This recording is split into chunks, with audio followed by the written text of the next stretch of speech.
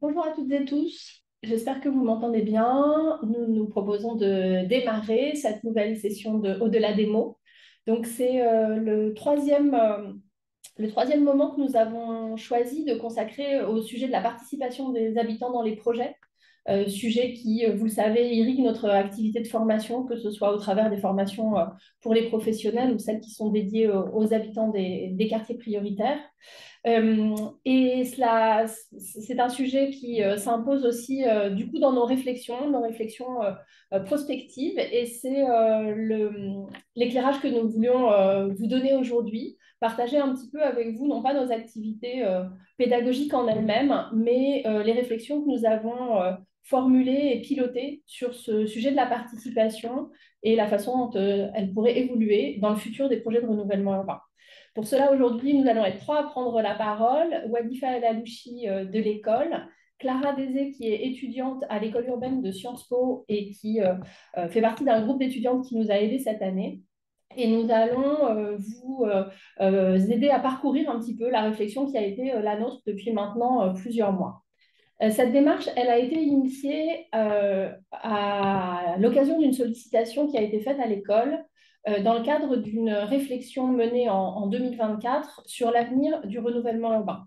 À la fin de l'année 2023, trois ministres ont commandé une réflexion sur ce sujet à trois personnalités qualifiées, avec pour mission d'écouter différents points de vue et de réfléchir aux moyens qui permettraient de proposer une suite à la politique de renouvellement urbain actuellement en œuvre, notamment au travers du NPNR.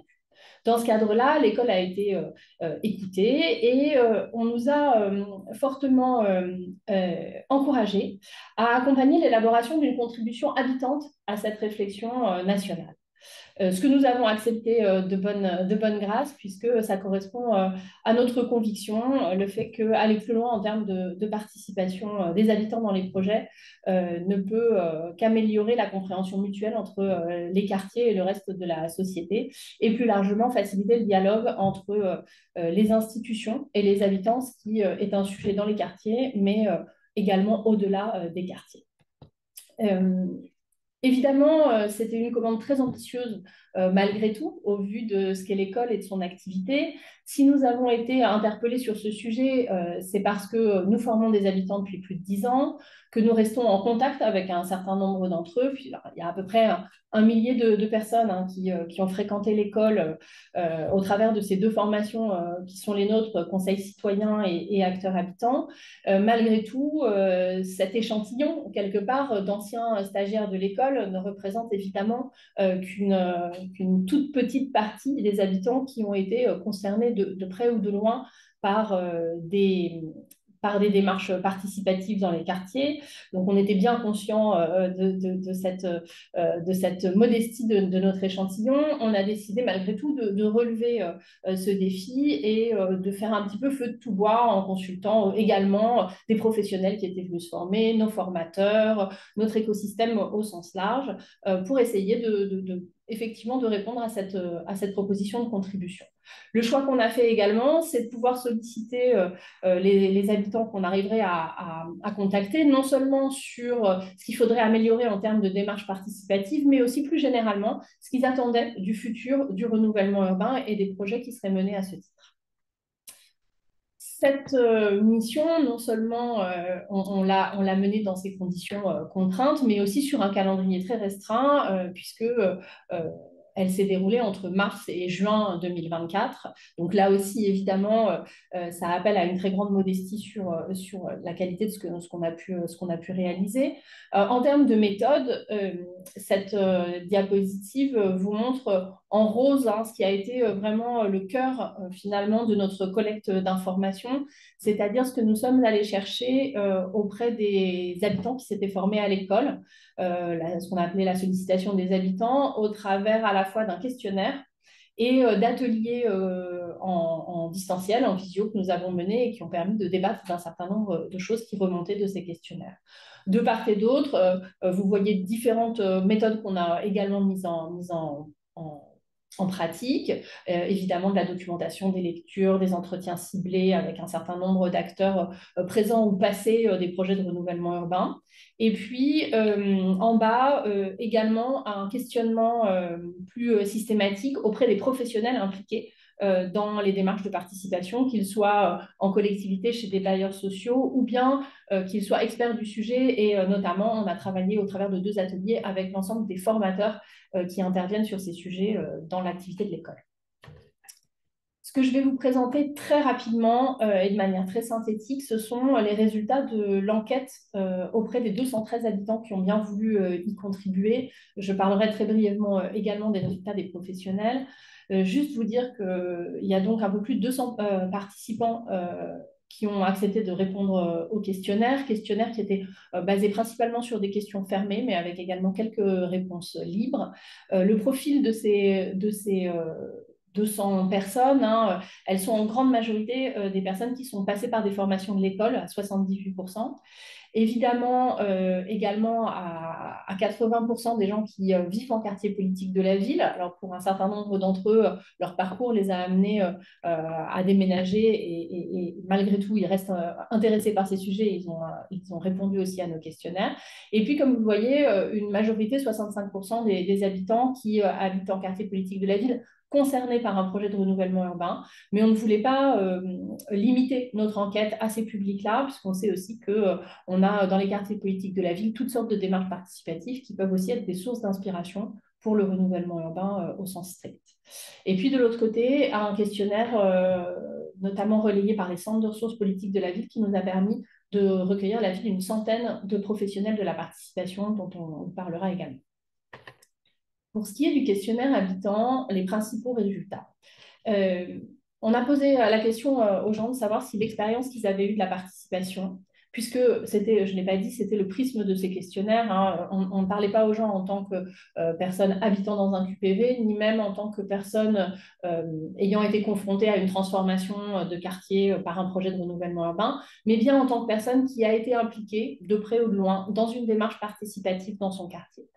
Et donc, sur ces 213 personnes, les 2 tiers, 66%, nous ont dit que l'expérience qu'ils retiraient le bilan qu'ils retiraient de cette expérience était positif.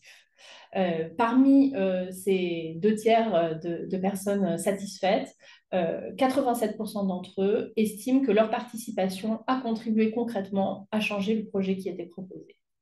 Et au total, 58% des personnes interrogées considèrent qu'elles ont participé à la définition des objectifs du projet. On a, comme je vous l'avais dit, également demandé aux gens ce qui compterait pour eux si le renouvellement urbain venait à se prolonger. On les a interrogés sur les 3 sujets qui étaient les 3 sujets que les ministres avaient mis en valeur dans la lettre de mission qu'ils avaient écrite pour lancer cette mission: la sécurité, la préparation au changement climatique et la mixité sociale et ou l'installation de nouveaux habitants dans les quartiers. Donc, on a demandé aux personnes interrogées de se prononcer sur ces 3 objectifs. Et comme vous le voyez au travers de la notation, c'est le sujet de la sécurité qui est ressorti en premier et de manière très franche et tranchée par rapport aux 2 autres sujets qui arrivent à peu près à équivalence, même si le changement climatique arrive en priorité un petit peu supérieure à celle de la mixité sociale. On a complété cette question par une question libre. Quels sont les sujets sur lesquels vous pensez que le renouvellement urbain devrait se pencher en priorité à l'avenir? On voit que les 3 premiers sujets, donc on a regroupé les réponses, sont le vivre ensemble, la proximité, la mixité, le vivre ensemble. Le 2e sujet, c'est la sécurité et la tranquillité publique. Et le 3e sujet, c'est le dialogue et la participation. Viennent ensuite les sujets très immédiatement après de cadre de vie et de logement. Et puis, vous le voyez, un certain nombre de thématiques propres au projet de renouvellement urbain qui sont classées ici par ordre d'importance dans les réponses. En vis-à-vis, on a posé une question différente qui est, selon vous, quels sont les sujets sur lesquels il est le plus important d'écouter les habitants, sur lesquels leur parole, leur participation a le plus de valeur ajoutée? Et là, en premier lieu, arrive le sujet du logement, puis celui de la vie de quartier, la proximité, le lien entre les habitants, la vie sociale. Arrivent ensuite des sujets plus urbains, les espaces publics, puis la vie des commerces, le fonctionnement des équipements, etc. Pour revenir sur le sujet de la participation, on s'est bien sûr aussi intéressé au tiers des répondants pour qui l'expérience a été jugée négative, en essayant de comprendre le pourquoi de ces expériences négatives. On avait deux pistes qui étaient évidemment issues de nos entretiens. Le sujet de l'ampleur de la participation, est-ce qu'elle a été assez massive? Et le sujet de la qualité de la démarche, de la méthode. Finalement, la majorité des gens répondent que c'est la combinaison de ces deux facteurs qui ont rendu l'expérience insatisfaisante. On a donc essayé d'interroger les gens pour aller un petit peu plus loin. D'après vous, que faudrait-il pour mieux faire? Quelles sont les raisons de la faible participation des habitants? Ce qui ressort prioritairement, c'est qu'on ne demande pas assez leur avis aux habitants et qu'il leur manque des outils pour mieux comprendre les projets, à 64% et à 57%. On remarque que les contraintes d'ordre plus matériel, le manque de moyens ou le manque de temps, sont beaucoup moins souvent citées par les répondants que ces deux sujets, ces deux premiers sujets qui ont plutôt trait à la qualité du dialogue qui peut s'instaurer. De la même façon, sur la qualité de la démarche, on nous dit que si elle a échoué ou si elle est jugée négative, c'est qu'au final, l'avis des habitants n'a pas été écouté. Donc, quand bien même ils ont pu avoir les moyens de l'exprimer, il n'a pas été suffisamment écouté ou pris en compte. Puis revient le sujet de la représentativité. Et aussi des thématiques sur lesquelles on a fait débattre les gens, ce n'étaient pas forcément les sujets dont nous voulions débattre.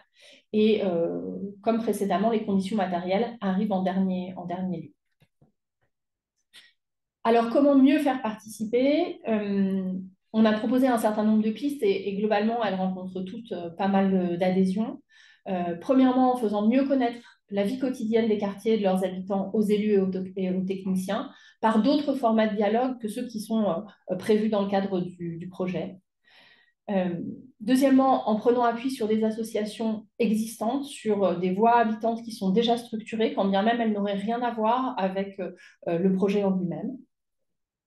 Et puis, en identifiant ou en intégrant des dynamiques et des initiatives individuelles et collectives dans le cadre de la participation. Donc, en créant des cadres non seulement descendants, mais aussi quelque part ascendants qui permettent de profiter des dynamiques qui sont celles des habitants. Et enfin, en faisant davantage d'efforts pour aller trouver une diversité de publics. Et là, on rejoint le sujet de la meilleure participation en termes de volume et de représentativité.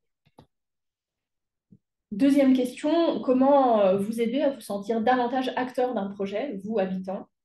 Les réponses, là aussi, toutes fait l'objet d'une forte adhésion. Un statut qui légitime vis-à-vis des institutions, c'est ce qui ressort en premier à 54%. Donner les moyens aux habitants d'aller en mobiliser d'autres à 52%. Et puis, un engagement à avoir des retours dans un temps court à 50%, ce qui fait écho à la réponse qui disait « nous ne sommes pas assez écoutés ».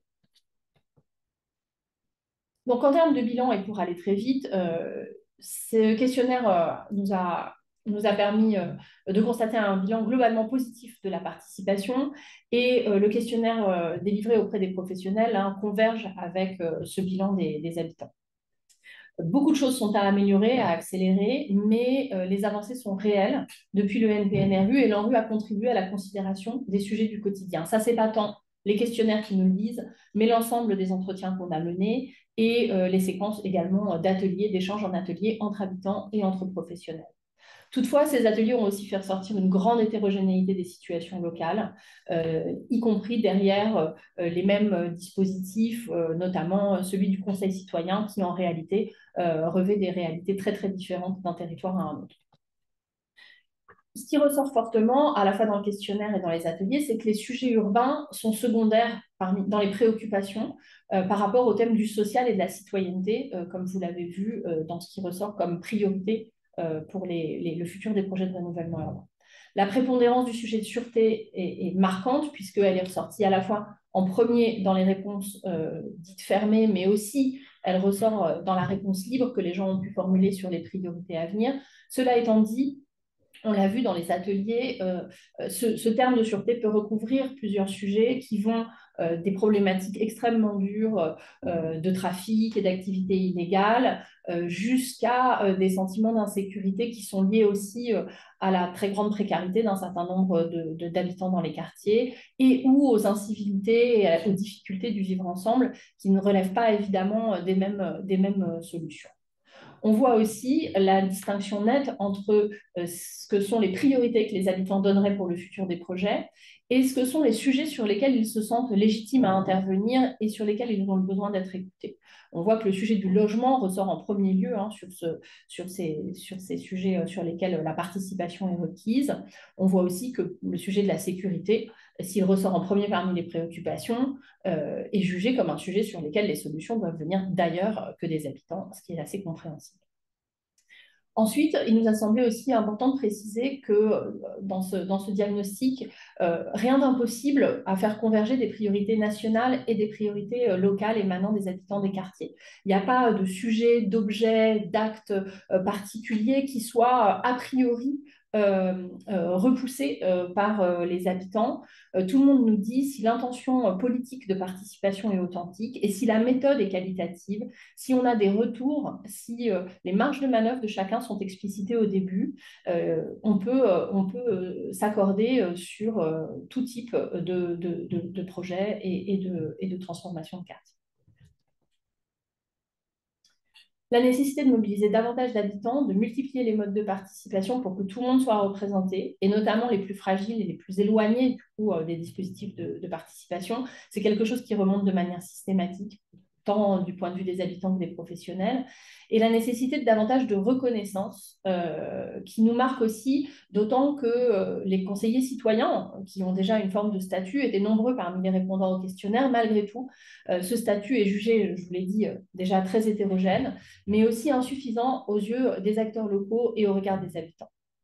Et puis, important et très fortement souligné, la capacité à faire avec les ressources habitantes, ce qui existe déjà, les initiatives, et donc à un plus grand effort de connaissance de ce qui fait la richesse du tissu des quartiers. Enfin, juste vous dire que les professionnels, sans rentrer dans le détail du questionnaire, en fait, viennent confirmer l'ensemble de ces diagnostics, avec pour eux les enjeux principaux de mobiliser davantage d'habitants, mais aussi de faire mieux connaître l'importance de l'expertise d'usage et de la participation, y compris parmi leurs pairs, les autres techniciens, les élus qui les entourent. Et pour eux, l'enjeu de la formation et de l'accompagnement des professionnels et des acteurs locaux, et donc non pas uniquement des habitants eux-mêmes, est très important pour le futur des démarches participatives et pour leur réussite et leur pleine effectivité. À partir de ces éléments de diagnostic, dans le temps court qui nous était alloué, on s'est risqué, entre guillemets, à formuler 10 propositions pour le futur du renouvellement urbain. Et je vais céder la parole à Wadifa qui va vous les présenter rapidement. Merci Céline.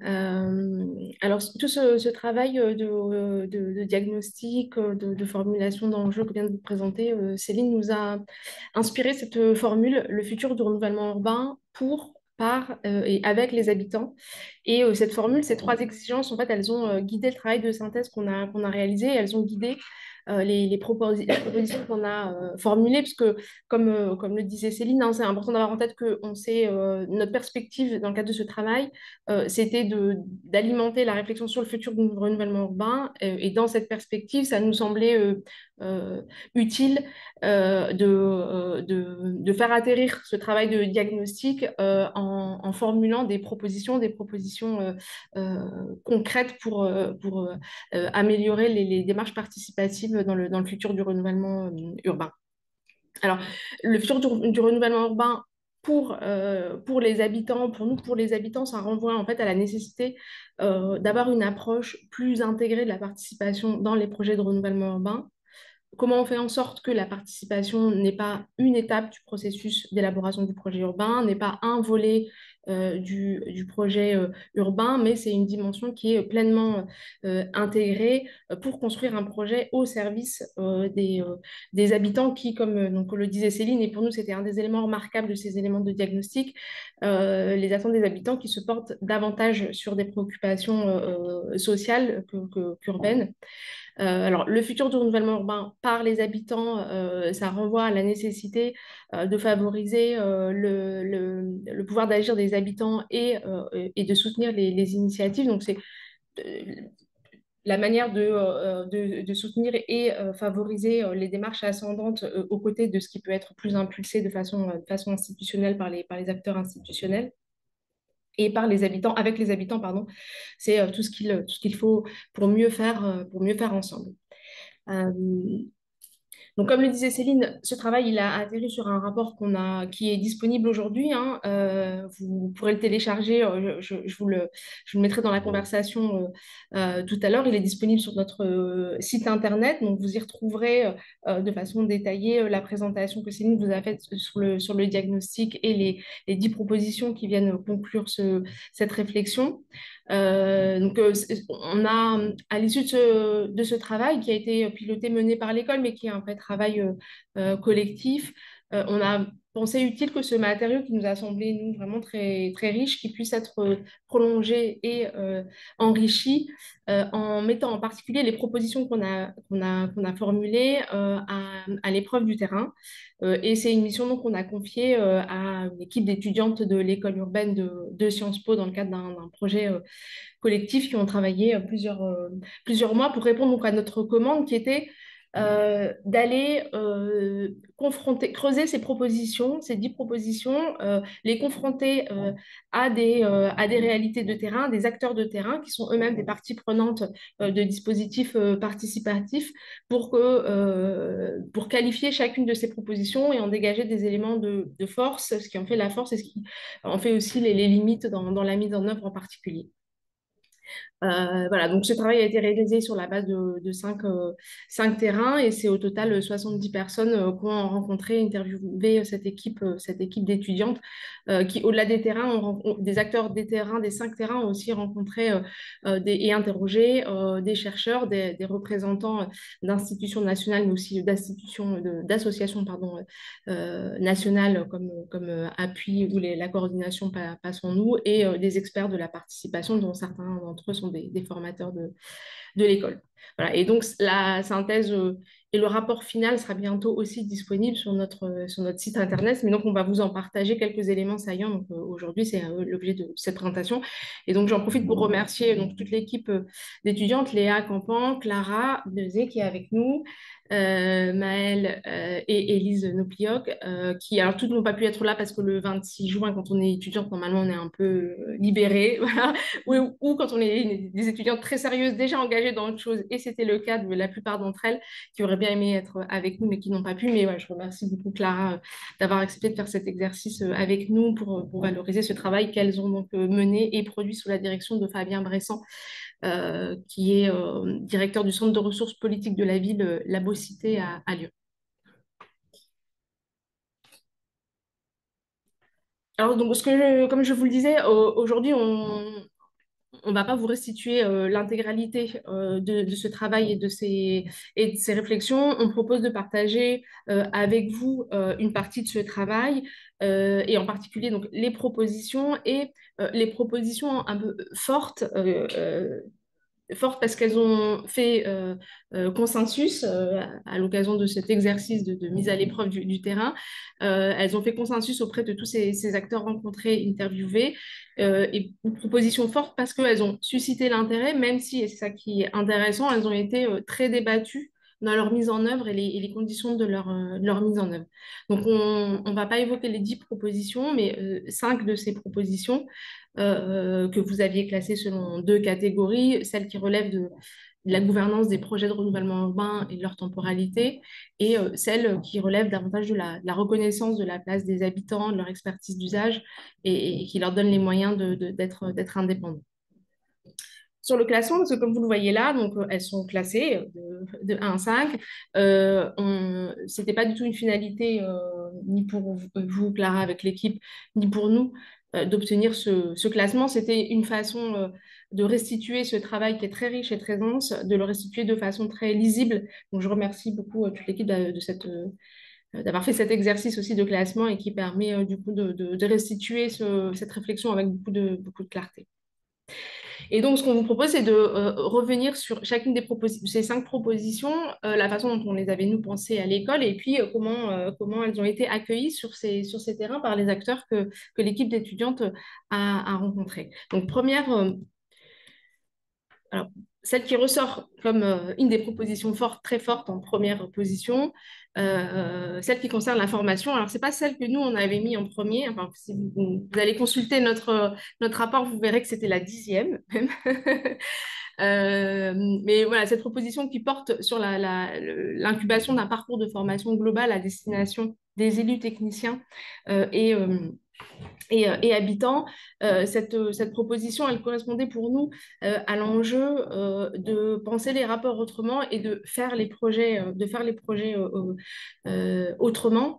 Euh, il y a quelques jours, enfin il y a 15 jours, on a invité ici à l'école le maire de Romainville pour participer à une table ronde sur ces thématiques de la participation dans le cadre des journées nationales.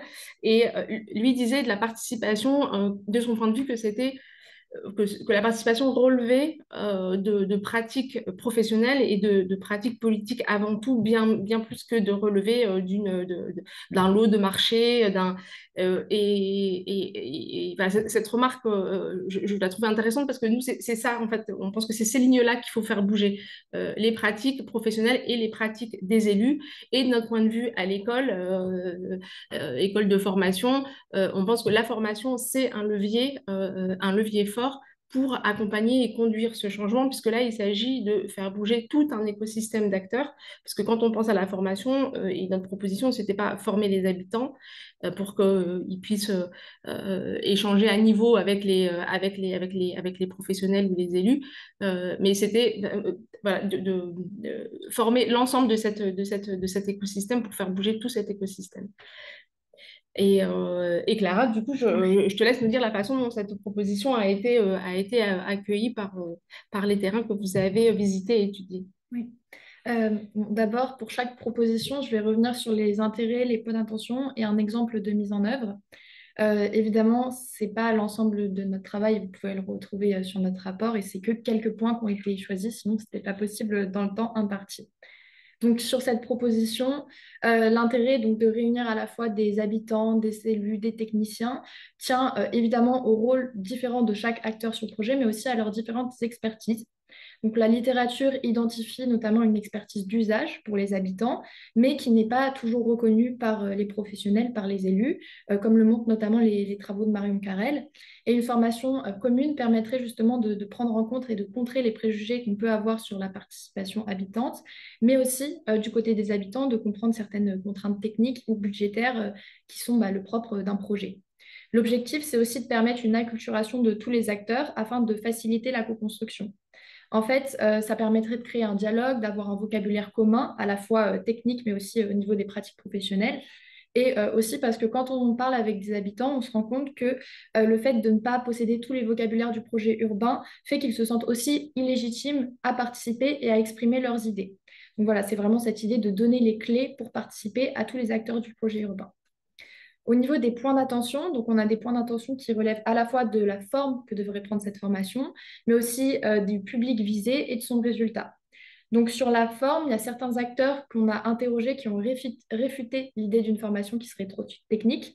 En fait, l'idée derrière cela, c'est l'impression qu'on va avoir une professionnalisation de certains habitants, avec donc des habitants qui possèdent le vocabulaire technique, le vocabulaire politique pour participer, et que de fait, ça en évincerait toute une autre partie qui serait plus éloignée des instances participatives et qui n'aurait plus les moyens de participer. Donc c'est pourquoi certains proposent l'idée d'une co-formation, donc qui permettrait de mettre les différentes expertises sur un même pied d'égalité dans les enseignements. Donc, il y a plusieurs pistes qui peuvent être envisagées. Par exemple, la coordination Passe en nous nous a proposé l'idée d'avoir des formateurs qui seraient aussi des habitants et non seulement des professionnels, où on pourrait mobiliser des techniques de l'éducation populaire et du croisement des savoirs, comme le fait ATD Quarmont. Donc, concernant le public visé, la principale question, comme dans tout dispositif participatif, ça reste comment avoir un public représentatif. Pour être très rapide, la littérature identifie ce qu'ils appellent toujours les mêmes. Donc, je vais réutiliser ce terme assez souvent. En fait, c'est un profil sociologique qui est très similaire. Pour le faire rapidement, c'est souvent des personnes retraitées, des personnes blanches, des personnes de CSP+. Et en fait, l'idée, c'est que la formation, elle s'adresse à tous les publics, qu'elle s'adresse à la fois à ces personnes qui sont identifiées dans la littérature comme les toujours les mêmes, puisque ce sont des personnes qui sont centraux, qui ont un rôle clé dans les associations, mais aussi qu'on s'adresse à un public plus éloigné. Et en conclusion, la principale limite reste celle de l'écoute des habitants après une formation commune. Donc, il y a énormément d'habitants qui ont témoigné du fait de ne pas avoir réussi à mobiliser les outils enseignés en raison d'un refus des institutions de faire participer. Donc, pour la mise en œuvre de ces enseignements, donc d'abord, évidemment, il y a les formations de l'école du renouvellement urbain, mais on a fait le choix de ne pas revenir dessus dans cette présentation, mais donc vous pouvez retrouver les résultats dans notre rapport. Donc, à Rennes, il y a eu des voyages d'études interacteurs qui ont été menés par l'Institut d'aménagement et d'urbanisme de Rennes et l'Audiard. En fait, c'était l'idée d'emmener en voyage à la fois des techniciens, des élus, des promoteurs, des habitants. Et cela a été fait à Berlin et à Barcelone. Et l'objectif était d'étudier les formes urbaines, de pouvoir ramener des idées, comme ça a été fait au Blône. On a par exemple une Rambla maintenant au Blône. Et ce qui est ressorti de ce voyage formation, c'est déjà l'impossibilité de distinguer à la fin du voyage lors des restitutions, qui était professionnel et qui était habitant. En tout cas, c'est ce qui est ressorti de la parole des personnes qu'on a interrogées. Et ce qui montre bien la capacité de créer un dialogue et aussi l'acculturation de toutes les parties du voyage. La deuxième chose qui est ressortie, c'est aussi un effet d'entraînement à la fin du voyage, puisque les habitants ont eux-mêmes pris l'initiative d'aller partager et de restituer leurs idées, ce qu'ils avaient apprécié ou non au niveau des formes urbaines aux autres habitants. Et cette question de l'entraînement, c'est aussi quelque chose qui est ressorti auprès des questionnaires qu'on a menés avec des anciens formés de l'ERU. N'hésitez pas à commencer à poser vos questions peut-être dans le chat et on espère avoir un peu de temps pour y répondre, mais on va dérouler pour avoir le temps de vous présenter les cinq propositions. Deuxième proposition qui avait été formulée donc, par l'école à l'issue de ce travail, orienter la commande du projet avec un cahier des charges du projet d'environnement urbain où le mandataire n'est pas nécessairement un archi-urbain, qui est donc le schéma qu'on voit classiquement, traditionnellement. C'était pour nous ça une proposition forte. Elle répondait à l'enjeu de faire le renouvellement urbain pour les habitants. Je l'ai redit tout à l'heure dans le diagnostic tel que vous l'avez présenté Céline. Ce qui nous avait semblé très remarquable, c'était ce sur quoi se portaient les attentes des habitants, qui étaient quand même avant tout des enjeux sociaux et les problématiques urbaines qui arrivent plus secondairement. Et cette proposition, elle permet de répondre à cet enjeu et à ces attentes des habitants en mettant au cœur de l'équipe qui a en charge la conception de ce projet des compétences en capacité de répondre à ces enjeux sociaux et qui sont donc pas nécessairement des compétences strictement d'urbaniste ou d'archi-urbain. Et là encore, du coup, Clara, je te laisse nous dire ce que vous avez retenu, vous, de la confrontation de cette proposition aux acteurs que vous avez rencontrés. En fait, le fait d'avoir un mandataire du projet qui n'est pas forcément un architecte urbaniste a été très bien accueilli par les personnes qu'on a interrogées. En fait, ce qui est ressorti, c'est que ça pourrait être à la fois un sociologue, quelqu'un spécialisé en ethnographie, en gestion urbaine de proximité. Et l'idée, c'est vraiment d'avoir une vision plus globale des enjeux de transformation, mais aussi sur certains enjeux qui peuvent être particulièrement source de tension, comme les questions des démolitions. L'idée, donc, c'est vraiment d'avoir une politique publique globale qui touche l'emploi, le cadre de vie, l'insertion, mais encore la diversité de la population.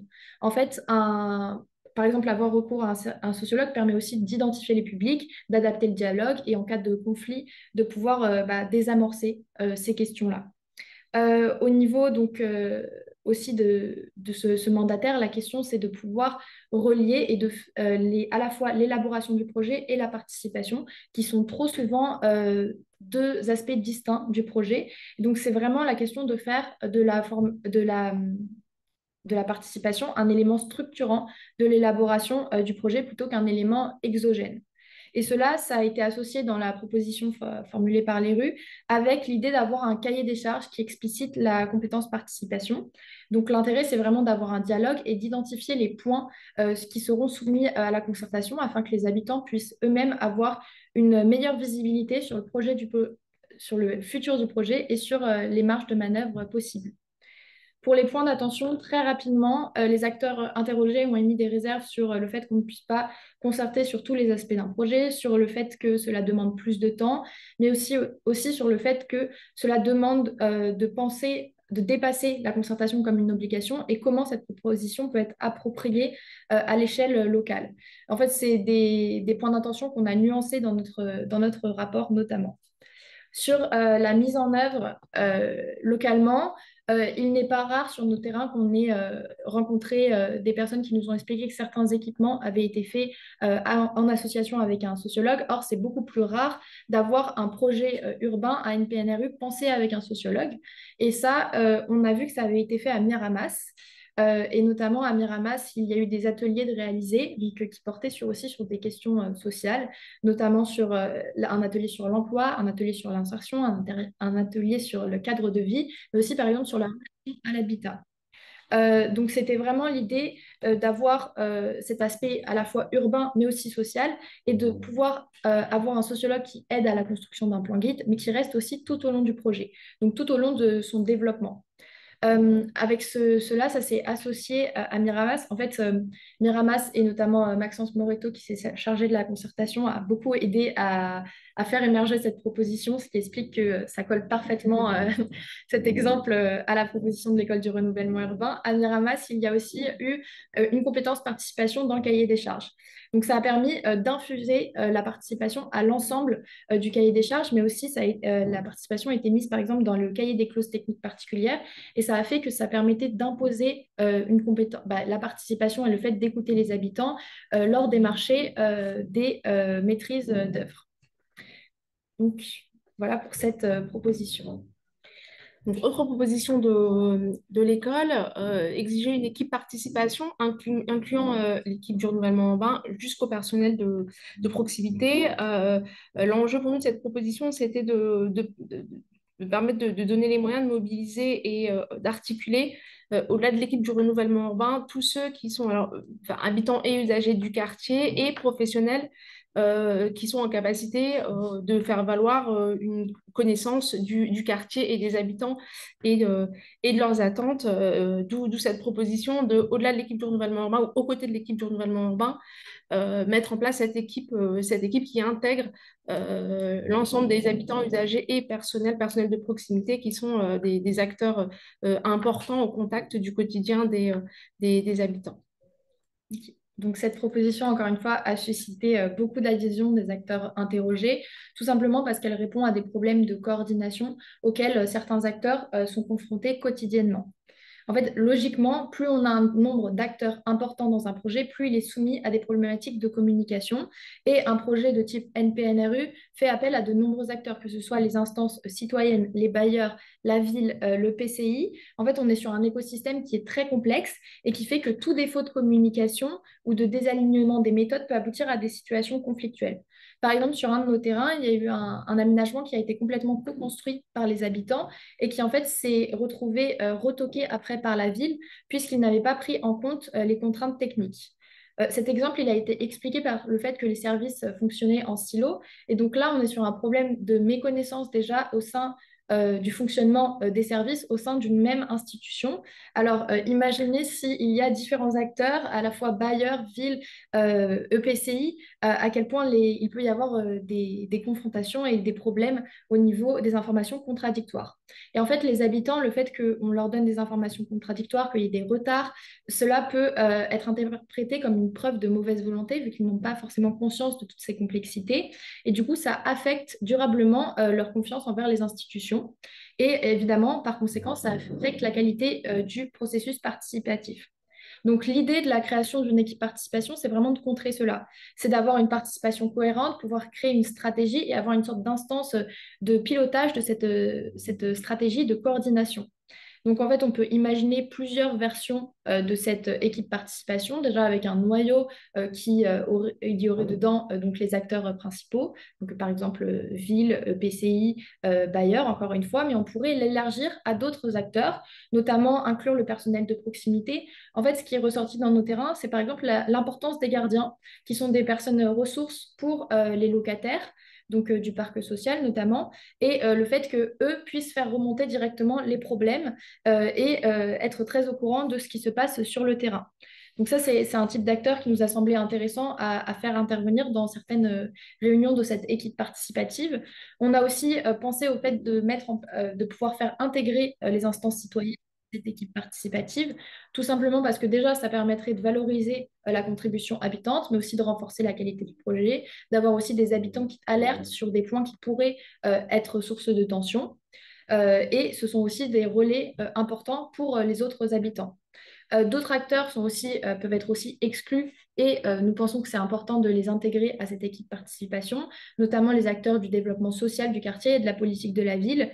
Et cela permettrait aussi de plus relier renouvellement urbain et politique de la ville.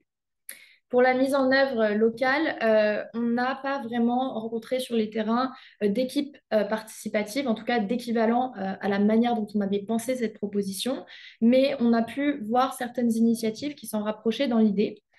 Donc, je ne vais pas pouvoir, encore une fois, toutes les développer. J'en ai choisi une.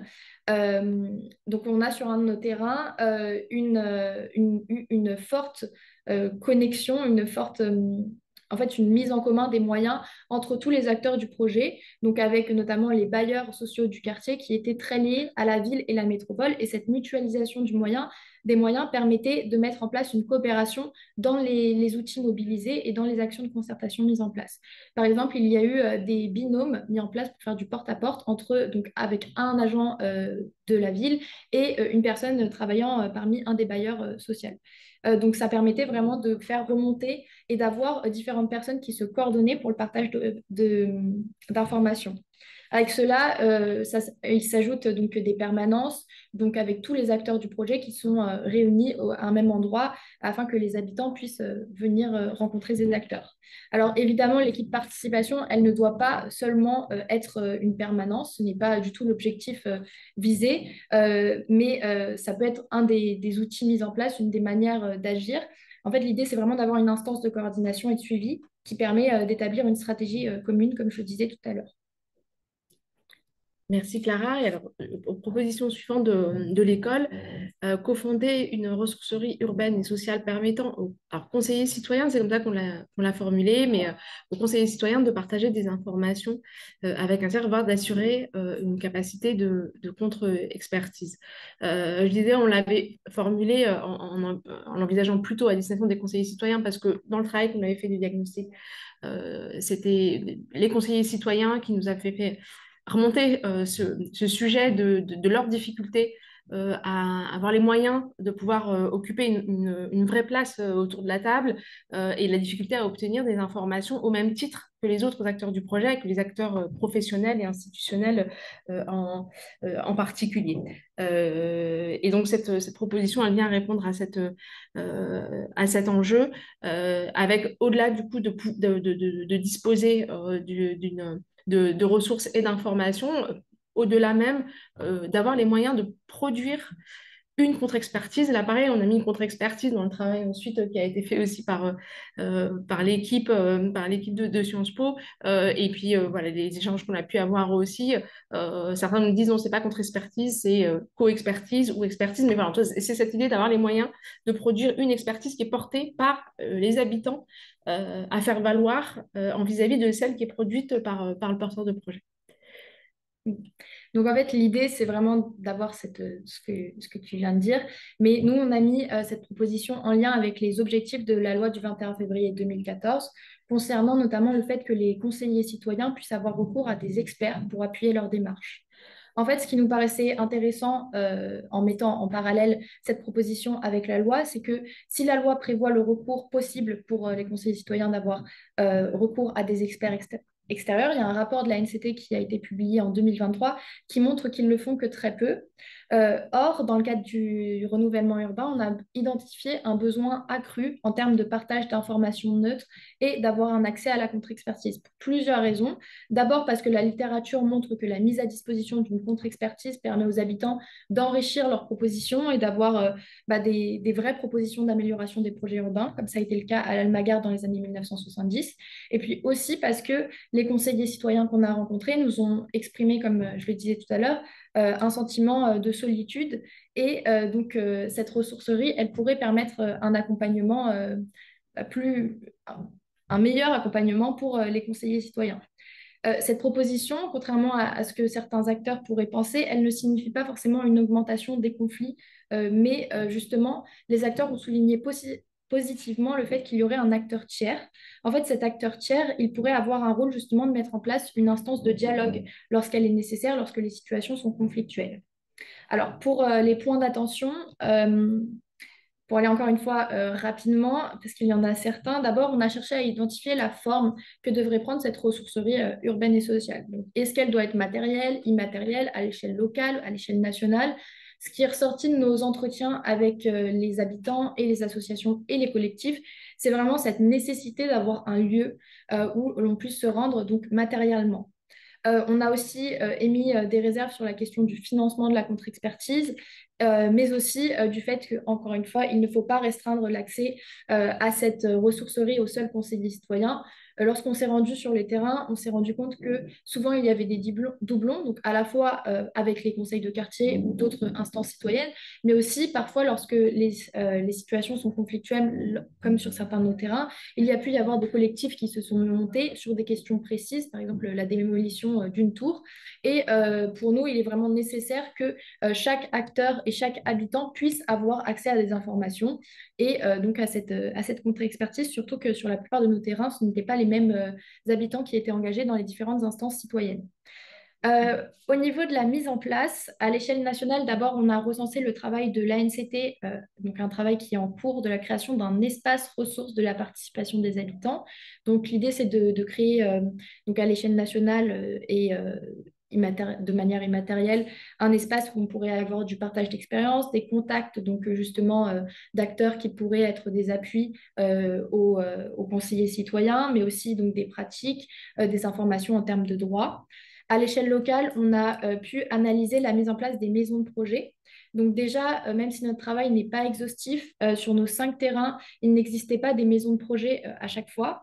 Donc le CNV et nous aussi, on rappelle qu'il est possible de suivre et d'évaluer les maisons de projet à l'échelle nationale. Et de plus, lorsqu'elles existent sur nos terrains, les maisons de projet semblent que peu propices à la co-construction. En fait, c'est surtout des lieux d'information sur le projet et elles ne sont pas ouvertes tout le temps. Il y a une difficulté pour y avoir accès. On a aussi, sur nos terrains, cherché à analyser cette question de la neutralité des informations transmises dans le cadre des maisons de projet. Et on a recensé une initiative qui était donc la création d'un... Alors, c'était avant que les maisons de projet deviennent obligatoires, donc ça s'appelait un atelier urbain. Donc, de 2010 à 2014, à Rennes, il y a eu la création d'un atelier urbain qui permettait... C'est la même chose qu'une maison de projet, en fait. Et donc, information, co-construction, atelier de concertation. Et il a été décidé que cet atelier urbain allait être géré par une structure neutre, donc qui était une structure universitaire, afin d'avoir cette neutralité des informations et un rapport différent avec les habitants. Merci, Clara. Pardon, du coup, je me rends compte qu'il y a une diapo qui n'était pas passée. Alors, cinquième proposition de l'école. Tout à l'heure, Céline, dans le diagnostic qu'elle a présenté, il y a un des éléments saillants qu'on retient de ce diagnostic qui est la nécessité de mobiliser davantage d'habitants, d'aller au-delà de ce que Clara a appelé les TLM, toujours les mêmes. Donc, mobiliser davantage d'habitants et des profils plus diversifiés. On a en cherché ce qu'on voit un peu moins comme acteurs de ces dynamiques participatives, et tu évoquais les jeunes tout à l'heure, Clara, par exemple, ou les femmes. Et pour répondre à cet enjeu-là, donc notre proposition était d'exiger, de multiplier les modes ou outils de participation pour sortir en fait en quelque sorte de la réunion publique, d'imaginer des modes de participation qui permettent de faire de l'aller vers, de faire aussi de la réunion, mais d'envisager des modes qui permettent aussi de réussir à aller à la rencontre de ceux qui sont plus éloignés des institutions. Oui, donc c'est aussi cet intérêt qu'on a souligné, l'idée de diversifier le profil des habitants, et aussi parce que l'échec de la participation tiendrait notamment à la visibilisation de certains publics et donc de leur expertise d'usage. Donc, cette invisibilisation des publics, notamment par exemple des jeunes, tiendrait pas du caractère institutionnel de la participation. Et donc, en diversifiant les outils, on pourrait toucher un public plus large. Et c'est notamment ce qui est préconisé par certaines associations comme Appui, qui explique qu'il faut adapter les outils au public ciblé, notamment par exemple en faisant des porte-à-porte ou en faisant en mettant en place des outils participatifs lors d'événements festifs pour ancrer la démarche localement, par exemple une fête de quartier. Et aussi, nous, on a voulu souligner le fait que en mettant en place plus d'outils, on pouvait progresser en passant de l'information vers de la co-construction, donc gravir des échelons.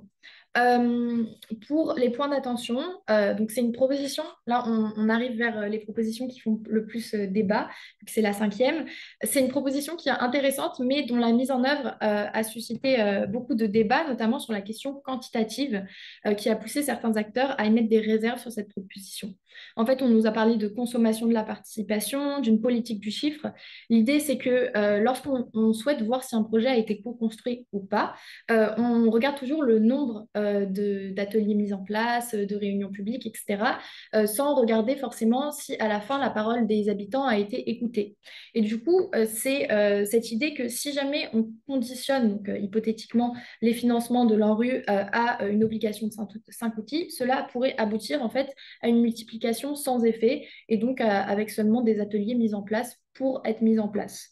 De plus, ça s'est articulé au fait que les outils déjà mis en place dans nos terrains, parfois la mise en œuvre peut poser question, en tout cas du côté des habitants, c'est ce qui est ressorti. On nous a par exemple témoigné du fait que certains habitants étaient prévenus la veille pour le lendemain de l'organisation, par exemple d'une réunion publique, et donc ils avaient l'impossibilité de s'y rendre. Et nous, on pense donc qu'il faut opérer un double mouvement d'amélioration de la participation, avec d'un côté des outils qui seraient plus adaptés au public qu'on cherche à cibler, mais aussi avec une amélioration des dispositifs et des outils déjà mobilisés. En fait, ce n'est pas l'outil en lui-même qui est important, mais bien sa mise en œuvre. Pour finir, on s'est posé la question de l'acteur qui met en place ces 5 outils, puisque notamment la recherche montre que l'institutionnalisation de la participation est devenue un moyen de délégitimer toute autre forme de participation ascendante. Or, avec l'institutionnalisation de cette participation, on a de fait une population qui est exclue car défiante des institutions ou des élus. Et du coup, en fait, le problème serait à la fois la posture des pouvoirs publics et aussi, il faudrait mettre un terme au rejet des collectifs locaux et des associations et s'appuyer sur ce qui existe déjà. Euh, donc, au niveau de la mise en place de cette proposition, déjà sur nos terrains, on s'est rendu compte que là où il y avait le plus de co-construction, c'était là où il y avait eu le plus d'outils mis en place. Or, cela dépend aussi des moyens qui sont mis, à la fois les moyens humains et financiers. Par exemple, sur un de nos terrains, on avait énormément de moyens financiers, mais aussi des postes dédiés à la participation, alors que sur un autre de nos terrains, on avait seulement une personne qui était chargée du PRU. Donc, forcément, ça crée des difficultés pour mettre en place différents outils participatifs. De plus, on a cherché sur nos terrains à voir cette idée de qui porte les outils et est-ce que cela a vraiment, dans les faits, cela produit une différence. Donc déjà, on a pu voir notamment à Montreuil réaliser des observations auprès de collectifs d'instances citoyennes et on s'est rendu compte que lorsque c'était les habitants qui mettaient en place leurs initiatives, qui faisaient du porte-à-porte par exemple, qui tenaient des stands, des pieds d'immeubles, etc., cela suscitait beaucoup plus de mobilisation et une mobilisation beaucoup plus représentative puisqu'ils s'appuyaient sur les liens de voisinage. Aussi, on a voulu voir comment cela se passait lorsque des acteurs du développement social mettaient en place des actions participatives. Et notamment, on a pu voir le rôle important des centres sociaux qui, par le biais, par exemple, d'activités qui n'ont pas forcément de lien avec la participation, arrivaient à récolter quand même des informations sur le projet urbain. Et cela a renforcé déjà notre intérêt pour ces acteurs et pour le fait de les inclure dans l'équipe participation dont on parlait, donc, qui est la proposition numéro 3, mais aussi le fait de vraiment s'appuyer sur les acteurs locaux, qu'ils soient ou non en lien avec le projet urbain, et donc de s'appuyer et de ne pas, et justement d'encourager tout type d'initiative en lien avec la participation. Donc voilà, juste un mot sur les autres propositions qui ont remporté un peu moins d'adhésion. Dans notre travail, il y a 5 autres propositions qu'on a étudiées et que vous pouvez retrouver dans notre rapport. Ça touche davantage à la reconnaissance du rôle des habitants. En fait, c'est des propositions qui ont été qualifiées de plus symboliques. Et ça touche aussi à la question de la perte d'argent, le fait que la participation coûte, et aussi à la création d'une culture participative dans les projets urbains.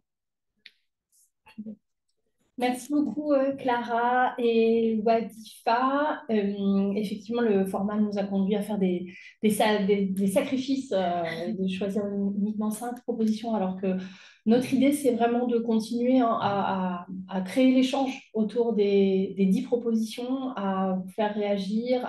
Merci de vos retours dans le chat. Évidemment, à les partager, à continuer à les partager avec les techniciens de la politique de la ville, du renouvellement urbain, les acteurs de tout poil, les élus, autant qu'on le pourra, puisque vos retours d'expérience montrent évidemment que ce sont des acteurs sans lesquels rien n'est possible. Merci pour vos retours.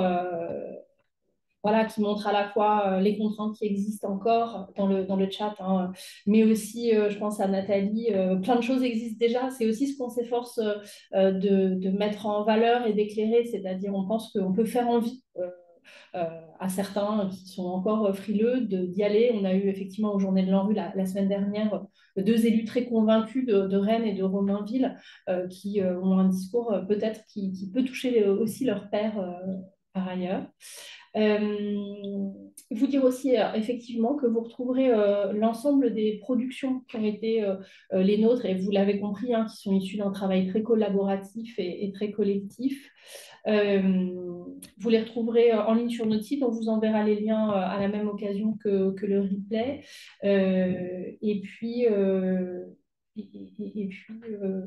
on aura peut-être l'occasion, voilà, d'organiser d'autres événements ou de prolonger ce travail, et on vous en tiendra informé, notamment si ça prend des formes contributives. Si vous avez des bons exemples de retour de terrain aussi qui résonnent avec un certain nombre de ces propositions, n'hésitez pas à nous en faire part, parce que, alors, à la fois, c'est très intéressé pour l'activité de l'école. Si on a des bonnes pratiques, vous savez que ça fait partie aussi du fondement un petit peu de nos enseignements à l'école, de montrer des expériences, de comprendre pourquoi ça marche et comment on peut les reproduire, mais aussi parce qu'on est persuadé, comme je vous le disais, que c'est en montrant que c'est possible qu'on va convaincre plus de monde. Il y a un certain nombre de questions auxquelles je ne vais pas pouvoir répondre. On ne dispose pas de la liste de l'ensemble des conseils citoyens. Par contre, il existe une fédération des conseils citoyens relativement récente à laquelle vous pouvez peut-être vous adresser. Clara, j'ai mentionné le fait que Clara était étudiante à l'école urbaine, alors c'est au Master Stratégie Territoriale et Urbaine. Stratégie territoriale et urbaine à Sciences Po Paris, puisque ça fait partie aussi de vos questions. Voilà. Eh ben, merci beaucoup à toutes et à tous. Merci de votre attention pendant toute cette heure. Et puis, à bientôt. On vous fera très bientôt part de notre prochaine session.